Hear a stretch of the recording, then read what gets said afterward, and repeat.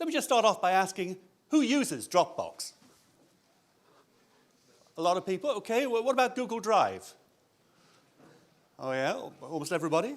OneDrive? A few of us. So we're in good company. I got some usage figures for these three services, which are fairly recent. So Dropbox is claiming about 400 million users, probably more by now. Google Drive, 240 million, OneDrive, 250 million. So overall, there's almost 1 billion people who are trusting these services to store their data from them. So they're really critical infrastructure. And this is just the beginning. There's also any number of open source file synchronizers you can use. So there's a lot of software of this sort. So it's very important we trust these services with our important data. And so I want to ask, are they trustworthy, really? To put it another way, what do they even do? Well, you might think that's obvious, they synchronize files. But what does that mean? And I'm also interested in the question, how can we test them?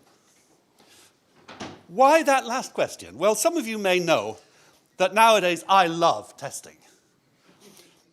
But I don't like writing test cases by hand. No, that's far too much like hard work for me. I like to generate test cases, and that is my joy and pleasure nowadays. Why? Because, as many of you will know, for many years now I've been working with a random testing tool called QuickCheck. This dates back to 1999 when Koen Klassen and I came up with the first version for Haskell. And 10 years ago now, I founded a company marketing an Erlang version, which I've been spending more and more time with since then. And over the last 10 years, we've made lots and lots of extensions and tested lots and lots of interesting software. It's been great fun. So the purpose of this is to generate tests. Let me just summarize. Why might you want to generate tests instead of writing test cases by hand? Well, for a start, because you will generate a much wider variety of tests than you would ever think of writing by hand. Because test cases are so cheap, you can have a much wider variety. And you'll find generated tests will do things that only a nutcase would think of doing, but they can provoke faults in software. So because you have this wide variety of tests, you end up with more confidence that your software is behaving as it should. And that's good. And on top of it all, you do less work because you don't have to construct each test one by one. So it's really a no-brainer, isn't it? You can see why I like it so much. I'm just going to show you a very brief example of how we generate tests with QuickCheck. I usually talk about this in a lot more detail, but we're just going to have a quick introduction for those of you who haven't seen it. So imagine that we want to test a queue. So we might have an API like this, where we can create a queue with a given size, we can put a value into the queue, I'm just going to put in integers, and we can remove and return the first element of the queue. If I test this code with QuickCheck, then I might end up with a failing test that looks like this. Okay, so in fact, I've made a bad implementation of queues, I've tested it, and QuickCheck generated this test for me. So let's have a look at it. What's happening? Well, we start off by creating a queue of size 1 that returns some kind of pointer. Then I put a 1 into it, and then I call get, I get the 1. I put -1 into it, I call get, I get -1. And then I put 4 things, and this last call of get returned the wrong answer. So a post condition failed. I got -1, and I was expecting 0. So this is the kind of random generated test that is likely to fail. And if you look at it, I think we can agree that it's long and boring. And this is the problem with simply randomly generating tests, that when they fail, they're very rarely salient tests. They're going to contain something that makes the code fail, but also a lot of irrelevant junk. And that is a real problem if you try and debug test cases like this. So the other thing that QuickCheck does is, once it's found a failing test, it tries to shrink it. And it shrinks it down to a test that is so small that if you remove anything from it, the test will pass. And in this case, we'll end up with this test case here. And this is only 4 steps long. And if we look at it, we can see that, first of all, I made a queue of size 1. And then I put two things into it. No wonder it didn't work. And you can see that the result of get here, the wrong result of 1, that's actually the second thing I put. So since we know that the queue is supposed to have space for one element, we can guess that maybe that 1 overwrote the 0 that I previously put in, and that's why the test has failed. That's actually what happened. This implementation, by the way, is a circular buffer which I programmed in C. I expect all of us have implemented a circular buffer in C once, probably a long, long, long time ago. But I hope you remember how painful it was and how difficult it was to get it right. So I use this as an example quite often. So when you see this test that fails, now it's quite obvious what's wrong, but there's still two ways you might respond to that. You might say, well, there's a bug in the code. When you try to put that second element in, it shouldn't just happily overwrite what's already there. You should get some kind of exception. So that's one reasonable answer, and if that's my interpretation, then I'll fix the code and I'll extend the tests and everything will work better. But there's another alternative, which is you might say, what were you thinking? Putting two things into a queue you said should only have room for one. So maybe we expect that clients of this code will take responsibility for not overfilling it. And in that case, perhaps we don't want to generate this test. And in that case, the way I would respond to this problem would be to change the test generator so that we don't see this problem anymore. So those are the two ways that we can respond to the report. And I want to emphasize, when QuickCheck gives an example like this, what it shows is there's an inconsistency between the test and the code. It doesn't say where the fault is. It says there's an inconsistency. And that's generally true. So the point here was that I didn't have to invent the test case I showed you. I just constructed my QuickCheck tests, ran my code, and QuickCheck says, consider this example. And that's what QuickCheck does for us. Just to summarize, we take an API that we want to test. QuickCheck generates random sequences of operations. We keep doing that until one fails. When a test fails, it's normally full of irrelevant nonsense, as well as the few operations that cause the failure. So the final step is to figure out what those operations are and get this minimal example, which is what we report to the user. And we think of this shrinking process as like extracting the signal from the noise of random tests.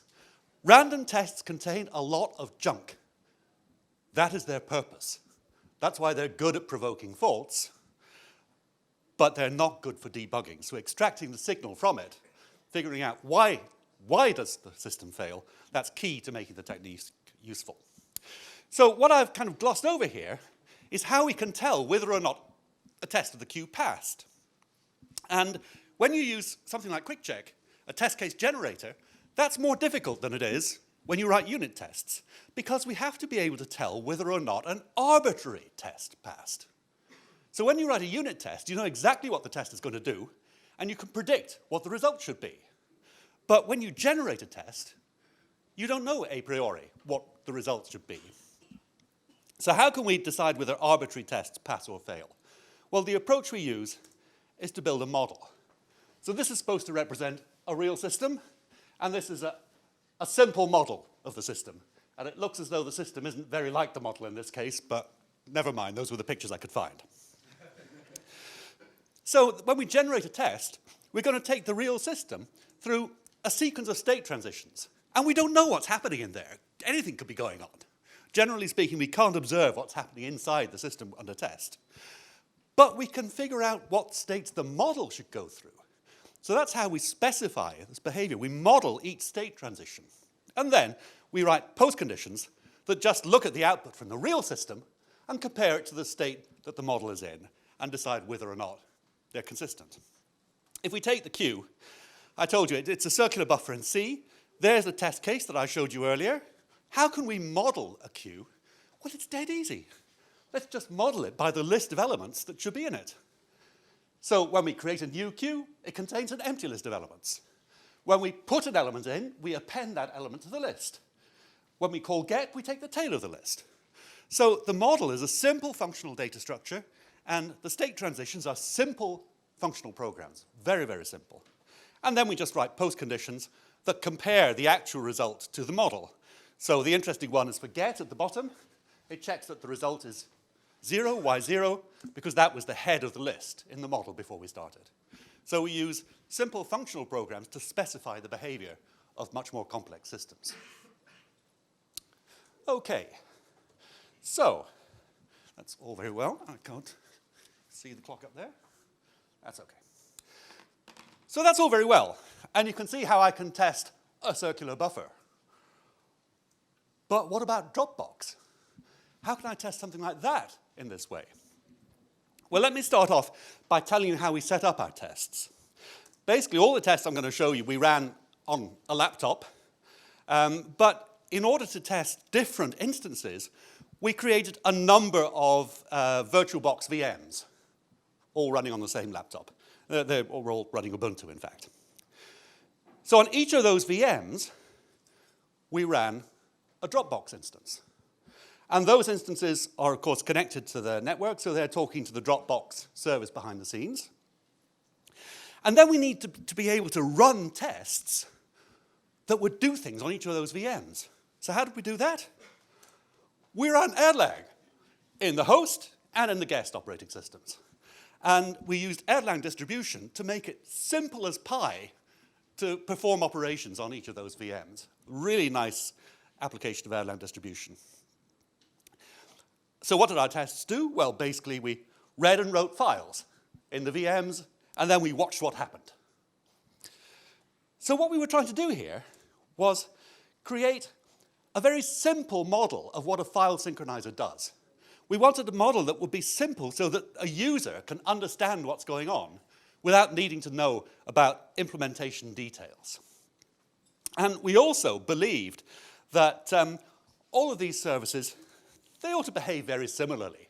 So we were hoping to find a model that would be generic and that we could apply to Dropbox, Google Drive, OneDrive, OwnCloud, you name it, at least with very small variations. Okay, so let's think about it then. How might we model what a file synchronizer is doing? Well, we're going to have to model the state of the files. So we might say, how about modeling just the contents of each file? Well, that can't work. So for example, this might happen. Now I'm going to show a lot of diagrams like this. Let me explain what they mean. Each black arrow represents what's happening on one of those VMs. And I'm going to write the operations in the test beside the arrows in order. So in this scenario, first of all, we've written A to a file on the first VM, and then we read the file on the second one, and we get back missing. So this red missing, I'm going to write results in red. Missing means the file wasn't there. And these two operations are performed in order. So you'll notice I'm not giving the file name that we're reading and writing. Actually, all of these tests, we only needed one file for. But so just ignore the name. We're looking at the file contents. So, of course, this can happen. If Dropbox hasn't had time to synchronize the file from the first to the second client, then we expect that when we read on the second, the file will still be missing. So it's not a failed test. But if I try to model the state of the system just by saying, well, a file has a contents, then after the first write, the contents must be A, and the second read would be wrong. So that model is too simple. Okay, how can I enrich the model? Well, maybe I could say, let's say that the file has a contents on each node. Okay, that makes sense. Then that would explain the behavior in this first test. But here's something else that can happen. Maybe when we read the file on the second node, we'll actually see A. So if our model says, well, the file has independent contents on each node, then this wouldn't be consistent with the model. But of course, this is also perfectly okay, expected behavior. And what's happened here is that behind the scenes, in the background, Dropbox has copied the file from the first client to the second. So this is the problem with testing something like Dropbox. Usually when you test a system, your test is controlling everything. But in this case, we can't control what the Dropbox client is doing in the background. We've got to test a non-deterministic system, and we've got to accept test results that may differ depending on what the Dropbox client happened to do. Now, of course, a lot of this behavior is timing dependent. So maybe in the first case, I waited half a second between those calls, and maybe in the second case, I waited a second. the tests that we actually generated contain random times. So that is important for provoking some of this behavior. But I'm not going to show you the times in each case because those might vary from case to case. And in any case, you can't predict what the Dropbox client will do just by how long you've waited. One of the things you quickly discover when you try and run tests of this kind of service is that random tests that read and write files a lot of the time, they look very like a denial of service attack. And what do you know? Dropbox has a kind of exponential backoff. So we have to slow down the tests enough that we're able to run them without encountering that. So we have to accept different behavior depending on unknown events in the background. And to do that, we've developed an approach which is new for QuickCheck at least. Every operation in the test case, we're going to regard as an observation and a state transition. So for example, if I read the file on a particular node and I get A, then I've observed that the file contained A on that node. If I write a file and I write B to it, then that is going to make a state transition in my model that says the file now contains B on this node. And then when we run tests, we're going to start off with an initial model state, and then we're going to say, well, what are all the possible background actions that might happen? Let's look at all of the possible states we might get to by Dropbox doing stuff in the background. And again, this is at the model level. Then, when we make an observation, we're going to say, oh, that's only consistent with these possible states. So we can discard the others. And now we can take each possible model state that we might be in, make the state transition, and then do the same thing again. Construct all of the possible states we can reach with background actions. And when we run a sequence of actions, we just do that repeatedly. So we start in a given model state, we look at all the model states we can reach with background actions, we select the ones that match the observation we've just made, we make state transitions, background actions, select the ones that match the observation, and so on and so forth. And by the time we get to the end of a test, we're likely to have a path that explains how we could have reached this model state in terms of the background actions that Dropbox could have done along the way. There could be more than one explanation, and that's okay. But if there's no possible explanation for the test results we see, that means Dropbox must have failed, or it means our model is not consistent with Dropbox. So, what background operations can Dropbox do? Well, I suggested earlier that it might copy a file from one client to another. But if you look at this scenario, which is possible, then you can see that since the second client saw an A when it read, then we must have copied the file after the first write. So that explains that read, but it doesn't explain this one. And in fact, the second read can't be explained in this way, because we saw a B, so if we had copied the file at that point where that grey arrow has appeared, then we would have seen B at the second write, but we would have seen B at the first read also. So we can't have copied it there, and we can't have copied it here, because then the second read would have seen C. So we can see from this scenario that Dropbox is not copying. What about buffering? Right. In the model, we cannot model Dropbox as copying a file directly from one client to another in an atomic action. So we have to extend the model. How do we do that? Well, we introduced a server. Buffering, in other words. So once we do that, then we can say, well, we explain this by saying that the copies to and from the server happen in this order. Now, notice we can't observe the server. We're not even saying that there must be a server. I mean, it's very unlikely that all these clients are connected to the same server at Dropbox. There's probably load balancing going on. What's more, our VMs are all on the same local network. And we know that Dropbox optimizes copying between nodes on the same network. So this isn't what's really happening. But what we're saying is we're going to try to understand what Dropbox does as though there were a server to which files were uploaded and downloaded. And we've largely been able to do so. So this is a way of thinking about what Dropbox does. So there's one more thing that I have to talk about before showing you the actual model, and that is conflicts. So this is one possible scenario, that we write A to a file on the first client, and then we write B on the second, but when we read the file, we get an A. Okay, so that is all right.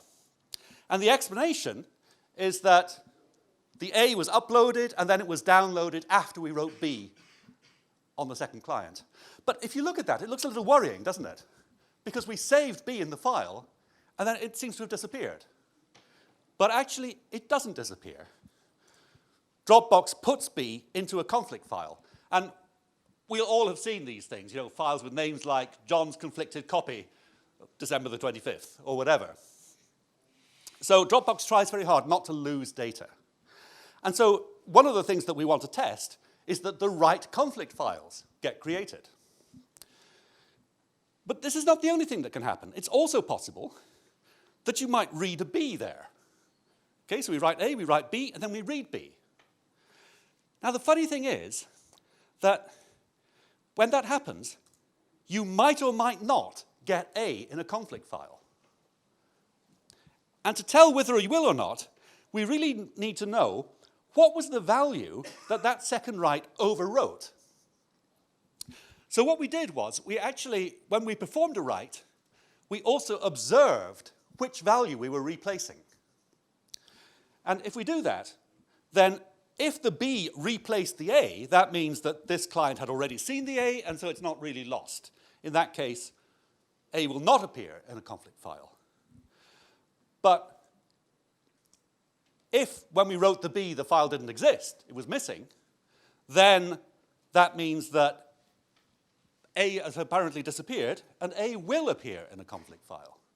So by observing what we overwrite, we can tell more about when a conflict file should or shouldn't be created. These conflict files were a pain in the neck because it's very important that they're created, otherwise Dropbox may be losing data. But Dropbox don't create them immediately. We thought, first of all, surely a client must know when it's creating a conflict. It can just create the conflict files. We can just look immediately and see if they're there. But no. The clients can't tell, actually. So conflict files are created on the server, and then they trickle down to each file, which means that we have to wait for a stable state before we can check for them. OK, how do we do that? Well, we added another operation to our tests that we call stabilize. And that means wait until all the conflict files have been downloaded, and stabilize observes the final value in the file, so all the nodes should converge to having the same value in the file eventually, and the set of conflict files that get created. But the problem is knowing how long should we wait? And this is the difficulty in testing systems that do stuff in the background. Well, obviously, we should wait until all the nodes agree on the file contents and the conflict files. But that's not enough. Sometimes the nodes have the same data, but Dropbox is still working away. Aha! Well, you can look at the little Dropbox icon and see whether it's working. So we should wait until the daemon on each node claims to be idle. So we do that. But you know what? That's not enough. Because sometimes all the clients are happy, but the server is working away. So what we actually did was we wait until we see what we expect. So, you know, there's no point reporting a test failure early. So if we don't see the right thing, we just wait a bit longer. But not too long, because when Dropbox fails, if it should fail, it's very likely to be by one of these things never happening. So you don't want your test to fall into an infinite loop at that point. So you can see there are ad hoc choices to be made here. 30 seconds. So what does our model finally look like? Well, the final one we constructed has a global value, that's the value on the server, and a global conflict set. And for each node, we track what the local value is, whether the node is fresh or stale. A node is stale if it needs to download from the server, and whether a node is clean or dirty. A node is dirty if it needs to upload to the server. So that's our model. And then we can just explain what each operation does in terms of the model.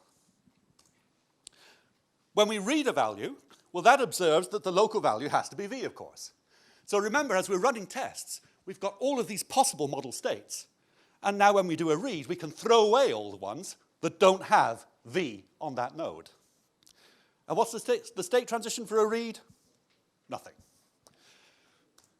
What about writing a new value over an old one?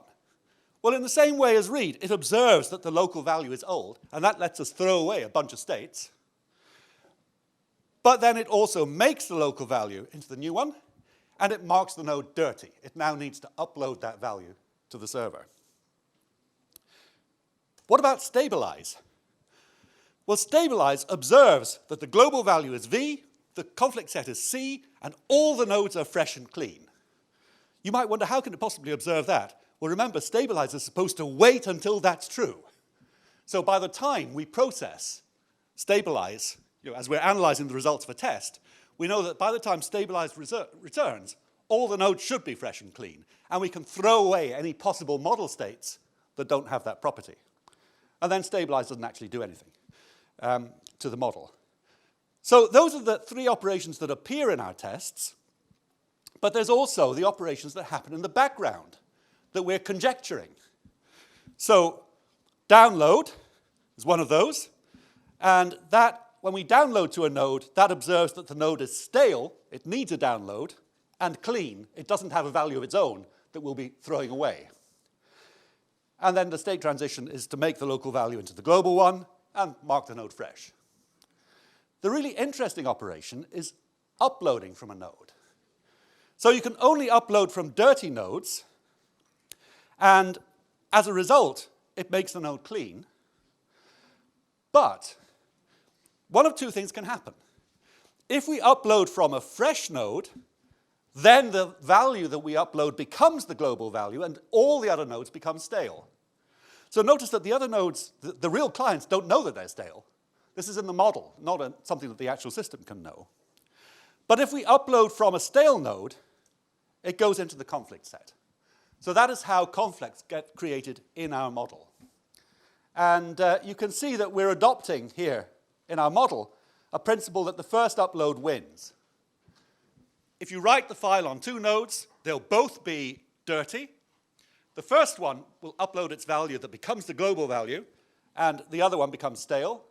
And then when that one does its upload, then its value is added to the conflict set. So we thought that seems to correspond to what Dropbox is doing. Let's run some tests and find out whether it really does. And so, of course, now we expected that all our tests would pass and the model would be consistent with Dropbox. But no. Here's the first counterexample that QuickCheck showed us. Okay, so here we're doing writes on two different nodes to the same file. And you can see that this second write saw a non-existent file when we performed it. So we had not yet updated the second client with the value written on the first. And that means that second write is in conflict with the first. So we conjecture uploads and downloads like this. And now, what's going to happen when we stabilize? Well, we've got a value and a conflict. So what we expect, of course, is that we'll stabilize to a file containing one value and a conflict set containing the other. But what we found was that the conflict set was empty. There were no conflict files. But we can see a conflict here. What's going on? Any clue? No contents are the same. It's the same content. Yeah, the contents are the same. So Dropbox is applying a new principle, not captured in our model yet, that says a value does not conflict with itself. Have we found a bug in Dropbox, do you think? No. This seems very reasonable behavior. So what we had to do then was fix our model. And the fix was just to change upload so that when we upload a value, if it's the same as the value already on the server, we don't do anything else. So that seemed reasonable. So then we thought, OK, now the model must match Dropbox. Let's run tests. Oh, no. Another inconsistency. OK, now here we've got the server, that's in red, that we can't observe, and the three clients in black And because I've got more lines on the slide, I'm going to abbreviate the notation a bit. So this represents writing A to the file, and the red dot represents missing. Okay, so we write A to the file, we read it on the second client, and that means, when we explain this, there must have been an upload and a download. So the server has A as its value. Now we write missing to the file. Wait a minute, how can you write missing to a file? You can delete it. So this is how we model deletion. We just say, okay, we'll write missing. And then we read that on the other client. So now there must have been an upload and a download. Now the file has been deleted on the server, right? So its value is missing. And now we write another value somewhere else, and notice that this write has overwritten A. So this client wasn't completely up to date. It hadn't seen the deletion. And this write is in conflict with the deletion. We can agree on that. Well, when we do a read on this other node, we got the B. So, the B was uploaded, we expected that, but we expected it to go into a conflict file. So, we expected, our model said, B should be in a conflict file and the file itself should have been deleted. But that's not what Dropbox did. Have we found a bug in Dropbox? No. They've adopted a principle that missing loses every conflict. And you know what? It's hard to blame them for that. So we had to extend the model again. So we just said, okay, the local value is just going to become the global value if it's uploaded from a fresh node or the global value is missing. So missing loses every conflict. And now things are much better. So you notice that so far, what we've been doing is we've been running tests, getting these minimal counterexamples, but then we've been fitting the model to the implementation. So you might ask, is this ever going to stop? Maybe all we're going to do is build a model that precisely characterizes any bugs that might be in Dropbox. Well, so why are we doing this? Because actually, Dropbox have thought a lot harder about what a synchronizer should do than we have. So just because we call something a model, it doesn't make it right. Of course, we have to debug our model. And up to this point, well, whenever we see an inconsistency, we have to ask ourselves, is this the intended behavior? Or is it reasonable intended behavior? And so far, I think Dropbox have made good choices. But at a certain point, the counterexamples that QuickCheck finds get weirder and weirder. So let me show you a few of the surprises we got. Dropbox can delete a newly created file. Did you know that? If you create a file, you write A to it, and then you delete it, and then you write B to it. Now that's in conflict with a deletion. Okay, then when we write C on the other one and read it, it's gone. Look at that. The last thing I did on each client was write something to the file. But when I read it, it's not there. So it turns out that this is because the C is, I think, losing the conflict. So B is going to win. And the Dropbox client is actually in the middle of replacing the file. But there is a short period during which it's not there at all. And the Dropbox team thought nobody would ever notice, but we did. So this isn't so bad, because if you wait, the file will come back. But it's good to be aware that when more than one client is manipulating your Dropbox, some files might just disappear briefly. Something else Dropbox can do, it can recreate deleted files. See, here's one we found, where one client writes A to the file, then it deletes it, and then it reads it, and it's come back. Now, of course, this is timing dependent. It doesn't always happen, but it can happen. And the amazing thing here is that there's only one client doing anything.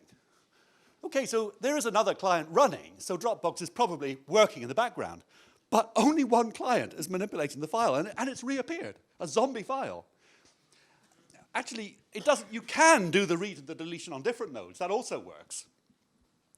But in this case, no matter how long you wait, that file will not disappear again. So you may find that you delete files and then they just reappear and they don't go away. So that seems like a bug. But the worst one is that Dropbox can lose data completely. So suppose one client creates the file, writes A to it. Another client overwrites that. We just read it, make sure that that write worked. B is in the file on this node. Sometimes it never stabilizes at all. So you'd expect that eventually both clients will have the same contents, but they don't. What happens is that the left client retains the B, the right client retains the A. And in fact, the left client is dirty, but it behaves as though it's clean. Which means that if the other client then rewrites the file, it's never seen the B, remember, then when you stabilize, the B gets thrown away altogether. Now, to make this happen, you have to do that second write at precisely the right moment. So our tests make sure to do that. But nevertheless, it's surprising behavior. So that was the third surprise I had to show you. So let me just summarize. What did we do?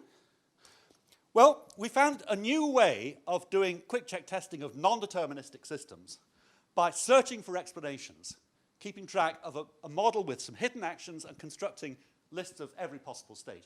You might wonder, how many possible states do we have to keep track of? Well, we actually gave up if it was more than 1,000. And that rarely happened. But it was often a few hundred. That sounds expensive. But don't worry. There's plenty of time to update a few hundred model states while the Dropbox client is synchronizing files. So this wasn't a problem. We used the minimal failing tests that QuickCheck showed us to refine our model in the first place. And again, this is something we commonly have to do until our model matched the intended behavior of Dropbox. And then further minimal failing tests revealed unintended system behavior, like those last three examples. So I say unintended. We have talked to the Dropbox synchronization team about these. And they say that they've been able to reproduce the buggy behaviors.